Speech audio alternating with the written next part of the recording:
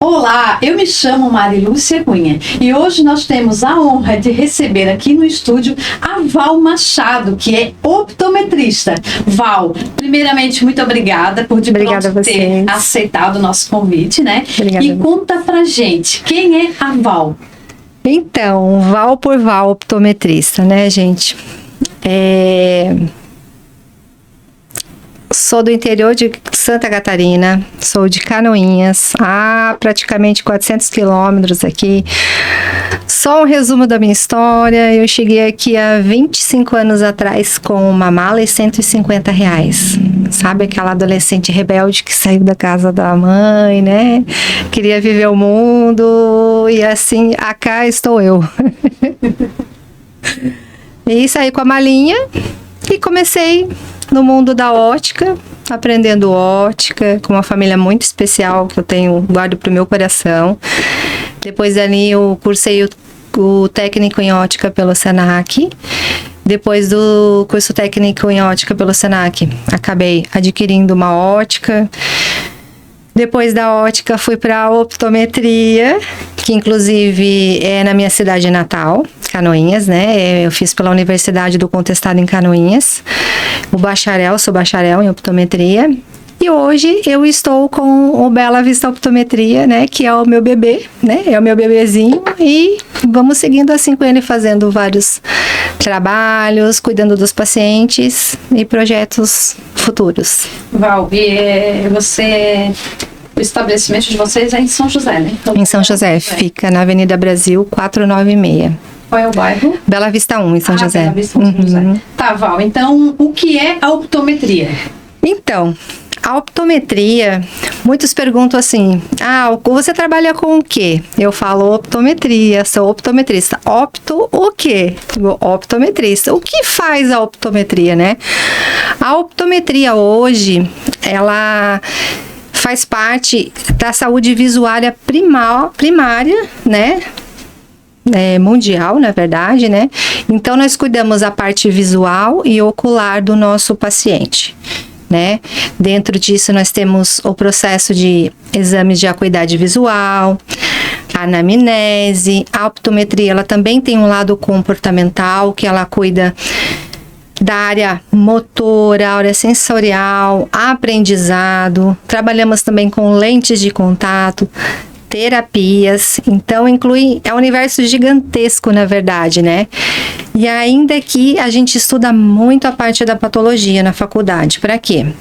Para quando eu precisar identificar, olhar qualquer acontecimento diferente no olho do meu paciente, eu poder encaminhar para o médico responsável, né, na área, para esses cuidados relacionados à patologia.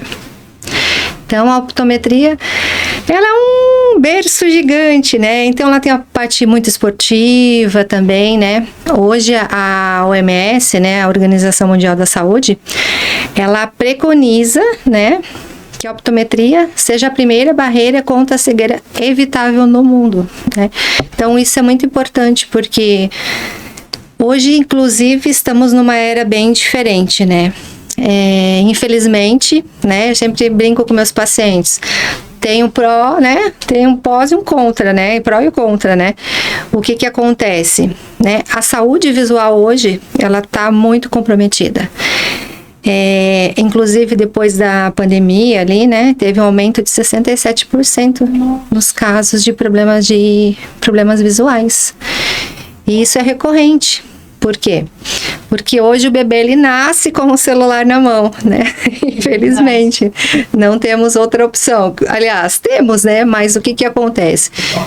O nosso mundo tá tão corrido hoje, né, Mário, que e pai, mãe, né, e a criança ali no meio, e os pais estão cansados, o pai, pega o celular aqui para brincar um pouquinho. Acaba sendo um socorro, né? Isso, né, para deixar a criança ali para o pai e a mãe ficar, meu Deus, tá ali um pouquinho, 10 minutinhos, tá tranquilo. Só que, infelizmente, a criança, né, ela só quer brincar. Mas nós não temos tempo de brincar com essa criança. Então, acontece o quê? Tentamos buscar o útil e o agradável com essa criança, né? Deixando ela no celular, no tablet, na TV, e isso é muito complicado, né? Bem complicado, porque infelizmente não tem uma saída, porque nós vivemos um mundo moderno, né? O mundo moderno das telas, né? Então é um mundo bem diferente da nossa época, né? Que a gente brincava, corria. A gente mal parava dentro de casa. Mal parava dentro de casa. Saía de manhã, vinha almoçar e corria, né? Ia pra rua. Pelo menos na minha cidade sempre foi assim, né?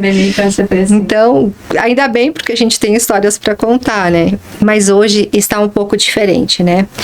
Então, a gente tem que ter mais cuidados com o sistema visual, né? Porque não é só um uso de óculos. Ah, eu preciso de um óculos. O sistema visual hoje está tão comprometido que ele precisa de avaliações mais específicas.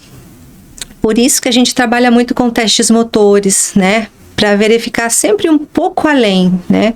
Muitas vezes as pessoas acham que é só um refrativo e não é, né? Precisamos de teste, precisamos fazer terapias para poder melhorar aquilo, porque hoje as pessoas, infelizmente, elas não olham mais para o infinito, né? Ai, queremos grandes apartamentos virados para o mar, para a natureza, mas ninguém vai na janela ver o mar e a natureza, né? Então é difícil, né? Fica um pouco difícil, bem difícil. Val, agora a gente vai entrar no cerne da questão, né? Da nossa conversa. Eu, enquanto mãe de pré-adolescente, sei muito bem quais são as dificuldades, né? Da gente ter eu não digo nem um controle, né? Mas tentar moderar de alguma forma o uso das telas. Sim. Então, conta pra gente qual é o impacto do uso excessivo das telas para as crianças. Então, esse impacto hoje, Mari, ele é bastante grande, né? Ele vai destruindo de uma forma, né? Claro que lenta, porque eu até converso com alguns pacientes, mas eu utilizo o celular há anos e não tô assim com esse problema, mas o problema ele não é assim, vai acontecer agora para amanhã, né? Ele vai aos poucos, sim, né? Ele vai aos poucos. De uma forma ele vai afetando, por exemplo, hoje em relação às crianças. Criança fica direto no celular. Então, nós temos ali problemas acomodativos referente ao uso de telas, excesso, né, de telas ali para perto, né, brincando. Então, os grauzinhos que surgem nas crianças, ou mesmo naquela fase adolescente, está sempre relacionado com o uso de telas, né? Então, com a pandemia, com o aumento de uso, né, todo mundo trancado em casa, não teve outra alternativa, porque a gente já estava na era digital, né, assumida, e a gente acabou entrando de cabeça naquilo, né? E pode-se dizer que a pandemia foi um boom, né? Foi um boom. O isolamento, não tinha o que fazer, né? Não tinha o que fazer. E tanto que tem grandes empresas hoje de marcas de lentes oftálmicas, eles já têm estimativas para usuários em 2050. De usuários de óculos. Então, é bastante, né? Bastante. Então, eles já fazem esse cálculo, através das pessoas que já começaram a usar, de crianças, né? Enfim, é uma estimativa gigante, né? Relacionado às pessoas. E o uso de telas, hoje, ela está envolvida, assim... como que eu posso falar para você? Hoje, as pessoas estão no celular... estão vendo TV, saem da TV, vão para o computador, pegam o notebook. Então, o que acontece? Elas estão em excesso de telas, excesso de luz azul, né? E essa luz azul que vem desses aparelhos, elas são bastante prejudiciais aos nossos olhos. Por isso que hoje já existe lentes, né, com tratamento de filtro azul, para poder bloquear um pouco, né, essas luzes azuis prejudiciais que vêm para os nossos olhos, bloqueando, né? Mas isso é algo que não é acessível a todos, né? Infelizmente. Justamente, não é acessível a todos, né? Em relação custo-benefício. E claro que vale ressaltar que essa lente, como ela é um tratamento, ela também não é indicada para todas as pessoas. Porque essa lente, geralmente, ela tem uma pigmentação diferente, ela é um pouquinho amarelinha, e ela faz com que mude um pouco as cores, né? Geralmente a paleta de cores também, né? Sempre eu gosto de conversar com o meu paciente, né? Perguntando o que ele faz. Eu sou design, né? Ele mexe com muitas cores, então E muitas vezes ele já mesmo informa para mim assim, eu já usei, não gostei, porque eu tenho uma sensação de 3D, muda minhas cores, né? Então ela não é para todas as pessoas, sabe? Então esse filtro de luz azul, ele ajuda na prevenção, né? Mas existe outros cuidados que a gente tem que cuidar, né? Eu sei que é difícil sair da era celular, mas não tem como.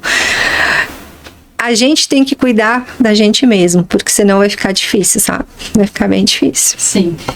Hoje eu acredito que enquanto profissional, tu deve ter uma visão assim um pouco mais aguçada, né? Hoje a gente vai num restaurante almoçar, muitas vezes está o casal ali, ou quando o casal já chega com a criança, a primeira coisa já coloca o tablet, né? Para querer ter um pouquinho de paz, um pouco de...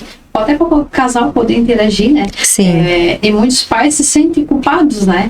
Sim. Qual é a dica que você daria, então, para uma família que hoje tem essa dificuldade de limitar o uso? Hoje a gente sabe que a maioria das pessoas, não é todo mundo que tem a oportunidade de morar numa casa com pátio, né? Para correr, para brincar, para inventar, né, atividade.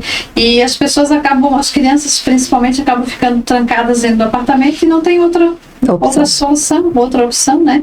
Qual dica você daria para esses pais? É bem difícil. Primeiro que os pais não podem estar cansados. Não pode de maneira estar cansados, né? O que acontece? As crianças hoje, elas só querem brincar, né? Só o que acontece, está todo mundo sobrecarregado de trabalho, ou tendo 2 trabalhos, né? Então chega em casa de que forma? Cansados, né? A mãe vai para a cozinha, vai colocar uma roupa, vai lavar uma louça, o pai vai fazer outra coisa, e a criança atrás chorando, querendo atenção. E aí o que acontece? Dá o seu celular. Tem coisas que vai ter que surgir de nós seres humanos mesmos, sabe, Mari? Eu penso assim, que forma? Precisamos buscar essas coisas antigas que tinham, né, de brincar. Eu sei que o quanto é difícil, né, mas eu acho que a gente precisa ir lá atrás, buscar algumas coisinhas para poder estimular as crianças no dia de hoje, sabe? Fazer brincadeiras mais lúdicas, né? Inventar algumas coisas, o próprio, né? Brincar de esconde-esconde, enfim, casinhas, os meninos gostam de algumas coisas diferentes de carrinho, né? Quando você tem uma casa é mais fácil, né? Apartamento já fica mais difícil. Mas nós precisamos evoluir assim. Eu sei que todo mundo precisa ter algo novo, mas o que acontece? Nós estamos perdendo, porque nós estamos indo muito em busca do ter e estamos deixando o ser de lado, né? Então, por isso que está acontecendo isso. Porque se a gente está indo em busca de um material, sim, todo mundo quer um carro melhor, uma cama confortável, um chuveiro das galáxias, mas assim, esquecemos o outro ladinho, e isso não tem preço, né? Isso não tem preço. E se a gente não for buscar esse hábito de brincar com as crianças, infelizmente, né? É como eu falo para alguns pacientes. Sua filha vai o dia todo na aulinha? Não, só vai meio período. Digo, mas por que meio período?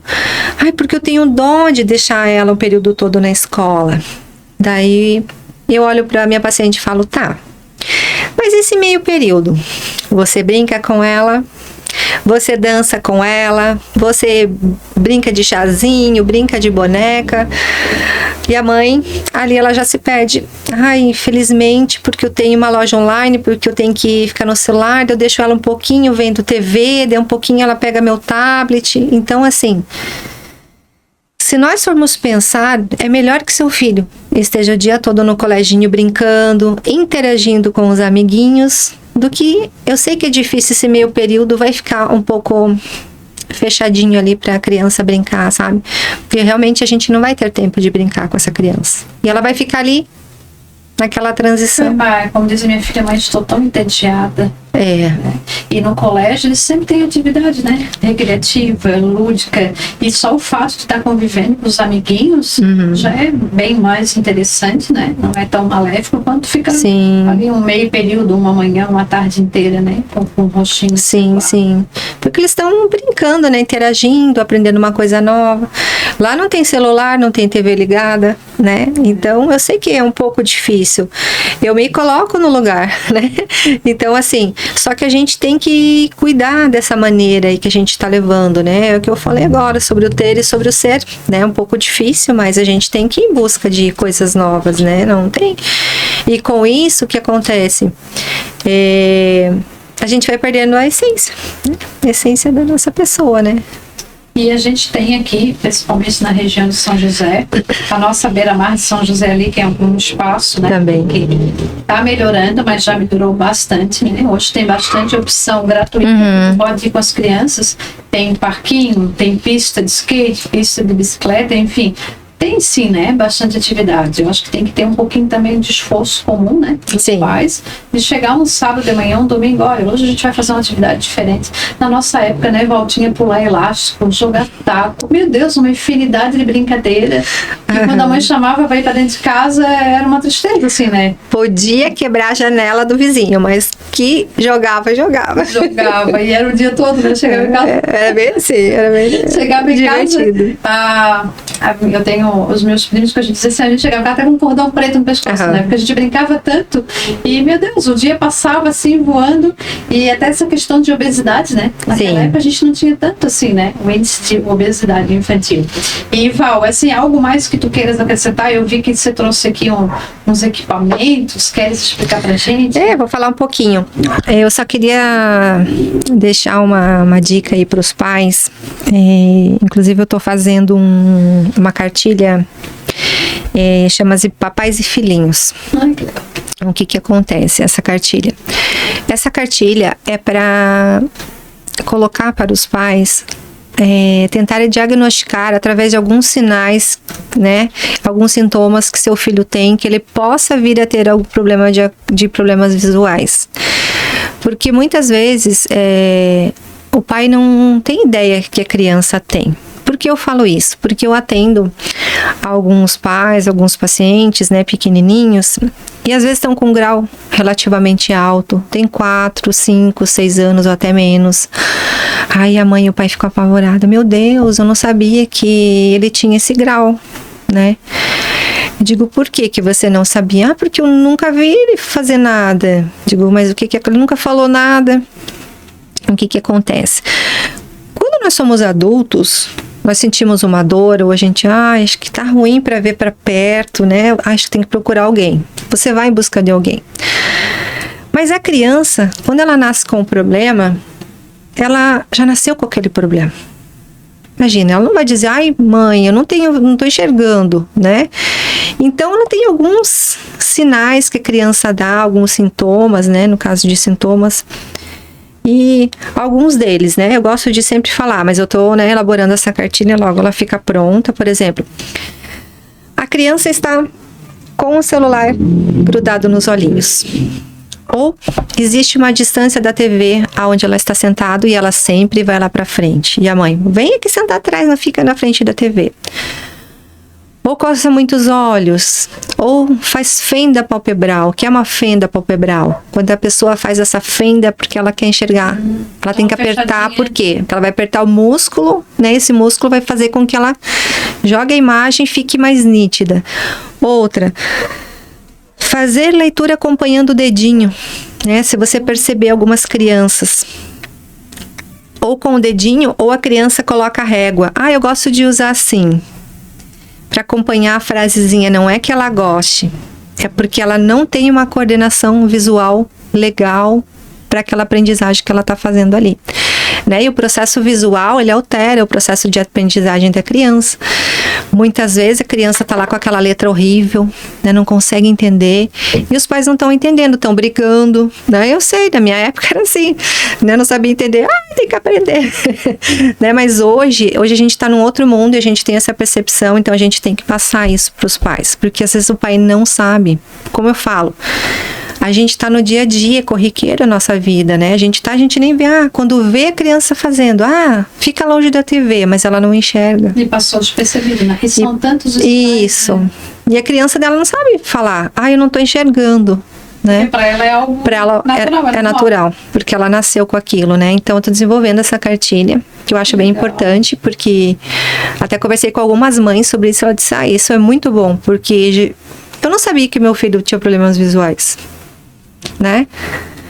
E aí acaba ficando e chega a 5, 6, 7, começa aí a parte de ensino, né, que é bem importante no primeiro, principalmente ali. Se você tem essa dificuldade de perceber, você vai perceber quando ele for pro primeiro ano letivo de aula da vida da criança, que ela começa a aprender as letrinhas, né? Então isso vai acabar incomodando ela. E essa cartilha vai ser disponibilizada de forma online? Como é que quero fazer online também de papel, né? Porque a gente precisa ler um pouquinho. Nós estamos muito no digital, mas a gente precisa folhar algumas coisas, pegar, né? Isso é importante também, né? Porque eu quero colocar uns desenhos ali dentro de pintura, né? Alguns desenhos mais de aprendizagem. Né? Então, quero fazer isso. E também relacionado aos sintomas de uso de telas, né? Em excesso, né? Eu quero dizer que geralmente a gente tem muito problema de olho seco, dor de cabeça, né? Começa a ficar a visão muito embaçada também, né? Então tem muita gente que deita na cama, acaba deixando o quarto todo escuro, com aquela luz lá na penumbra também do celular, achando que tá fazendo um grande efeito, mas ela tá forçando também, né? Então é bem importante a gente cuidar do processo visual, né? Que os nossos olhinhos é a nossa maior entrada, né? Para a vida. A gente pode passar por uma situação assim, pensar nos olhos. Se todo mundo refletir um pouquinho, na pandemia nós usamos máscaras, né? E a máscara automaticamente tampou todo, né? Nariz para baixo. E qual outra parte que a gente sorri e que a gente tá triste quando alguém olha pra gente? São os nossos olhos, né? A gente sabe quando o nosso amigo, a pessoa que está do nosso lado, né? Enfim, todas as pessoas, ela está chorando de alegria, ou tá triste, ou tá alegre, o olho expressivo. Então, nossos olhinhos é um dom divino, né? Não tem explicação, né? Ele é uma janela para a nossa vida, né? Então, eu sempre penso assim. E cuidar da visão é cuidar da saúde. Que legal, que legal. Queres acrescentar mais alguma coisa? Fique muito bem à vontade, deixar teus contatos, alguma mensagem, o espaço é todo teu. Então, vamos falar sobre o nosso consultório primeiro. Vou deixar um recadinho para vocês. Nós temos o nosso Instagram, @BelaVista Optometria, Bela com 2 L's, tá? A gente está sempre postando algumas coisinhas lá, né? E nosso endereço é Avenida Brasil 496, Sala 1, Bela Vista 1, em São José. E outra coisa que eu queria falar para vocês. Eu também tenho um projeto Optometria, né? Sobre os meus olhinhos também. E estou aceitando, né, pessoas que querem entrar nesse projeto para a gente cuidar da saúde visual, né, a parte infantil, né, nesse momento, porque o que acontece?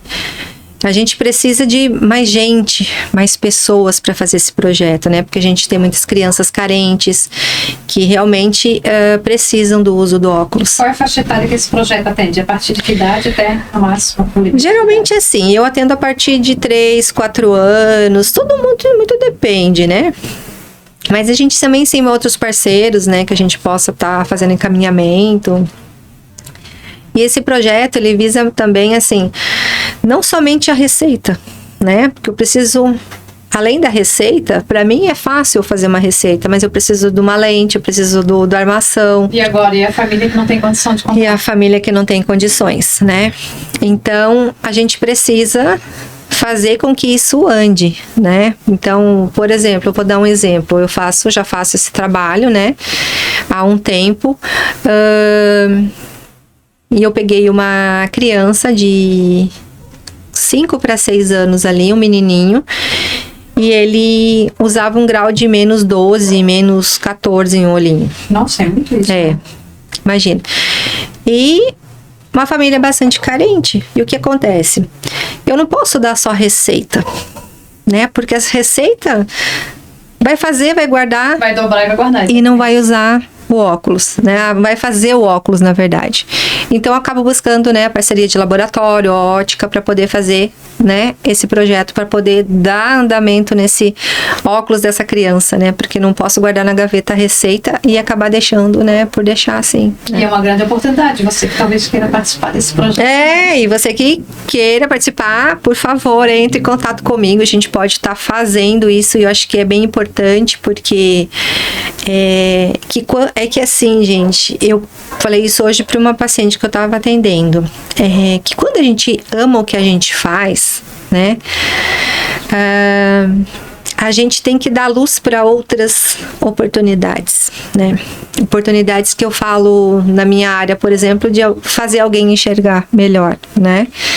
Se eu não tiver condição, eu tenho que passar para um outro colega profissional, né? Então, assim a gente vai fazer, é um trabalho de formiguinha. Então, eu sempre pensei nesse projeto desde que eu estava na faculdade, que a gente atendia pessoas carentes. Digo, nossa, mas o que vai adiantar, né? A gente ficava conversando entre os colegas, você fazer aqui óculos, né? Às vezes conseguia, às vezes não, né? Então, eu pensava sempre, nossa, eu vou fazer um projeto desse, porque eu gosto do que eu faço, né? Tipo, amo o que eu faço. Então, não é, vamos fazer só trabalhar. Não, a gente tem que se doar um pouquinho e fazer aquilo, né? Fazer a diferença na vida das pessoas. Fazer a diferença na vida das pessoas. E aquela velha máxima, né? Uma andorinha só não faz verão. Se você tem parceiros, pessoas que caminham contigo, o projeto só tem... Então, você tem a crescer, né? Independente. Então, eu acho muito importante. Eu até já fazia alguns projetos antes, né? Fazia um trabalho com o pessoal, as crianças do hospital infantil, algumas coisas diferentes, né? Alguns voluntariados com as parceiras. Mas eu sempre ficava assim, nossa, quando eu me formar, porque eu vou dar continuidade a esse projeto, eu vou fazer diferente, né? Então, esse ano, ele vai realmente, assim, dar um start, né, mais gigante, né? Vamos buscar esse pessoal para poder ajudar a fazer essas... Principalmente, assim, aonde vamos fazer? A gente precisa... Né, vamos organizar para a gente fazer, né? Esse projeto, esse mutirão, para a gente poder fazer e organizar. Outra pergunta também minha como que essas famílias chegam até ao projeto? Assim, como é feita essa captação, essa seleção das pessoas? A princípio, assim, ó, o projeto, ele visa buscar um espaço, um grupo, por exemplo, um local. Eu tenho agora... um pessoal que tem um grupo aí trabalha com voluntariado de judô, né, essas coisas assim, e lá eles trabalham com o pessoal mais carente para poder incentivar o esporte, né? Então, estou também indo ali neles para quê? Para a gente fazer uma seleção, fazemos uma triagem primeiramente para ver quem realmente está com alguma dificuldade visual, tanto de longe, tanto para perto. E aí a gente faz uma anamnese, faz um documento, a gente encaminha pro meu consultório, lá a gente faz toda a avaliação e dali a gente já vai buscar alguém parceiro para poder estar doando esse óculos para criança. Dão prioridade aos casos mais graves. Mais severos. E se a gente vê também que já tem uma patologia, alguma coisa mais grave também, muitas vezes eu já encaminho, também conheço alguns médicos na área que, né, dão um feedback assim pra gente, né, e eles também fazem um trabalho, né, voluntariado, gosto de encaminhar também, né, ou às vezes a gente tem uma caixinha lá que a gente também, né, organiza assim, né, pra poder fazer. E ia te perguntar também, quem quer fazer parte, né, caminhar junto nesse projeto, quais os profissionais que poderiam contribuir e agregar nesse projeto? Olha, eu acho que um pouquinho de cada área, sabe? Porque assim, ó, a visão ela envolve audição, né? Ela envolve toda essa parte, né? A gente pode ter hoje um pessoal da área de odontologia, né? Podemos ter um pessoal da área de nutrição para poder fazer, né, uma cadeia ali para fazer esse movimento, né? Então eu imagino isso, né? Isso é bem importante. fono, né? Então, algumas pessoas nessa área, assim. Todos são muito bem-vindos, né, Val? Sim, todos são muito bem-vindos. Bom, a gente está se encaminhando já pro final do nosso bate-papo. A gente pode ficar até amanhã, de boa. Tá muito gostoso, porque é bem legal de saber desse teu projeto. Já tinha te comentado uma vez, Sim, né, quando eu fui lá fazer meu exame. Então, gostaria de, primeiramente, agradecer pela sua disponibilidade e te parabenizar pelo teu trabalho. Obrigada, obrigada. Eu sei que tu trabalha muito a questão social. Sim. E se vocês puderem também seguir ele, Bela Vista Optometria. É isso, @Bela com 2 L's, Vista Optometria. Isso. Eu vejo até o tema do nosso papo de hoje, eu peguei lá no teu Instagram, só olha só que interessante. Sobre o uso nocivo, o uso né? nocivo das excessivo, na telas, verdade, né? Que é prejudicial para as crianças. Então tá contigo a mensagem final e mais uma vez obrigada. Então, o que eu vou deixar de mensagem final é algo que eu já falei ali no meio da conversa, né? Primeiramente, cuidar da visão é cuidar da saúde, não esqueçam disso, porque as pessoas acabam deixando para depois, né? E às vezes esse depois pode dar problemas. E pensando por um lado mais humanizado, né?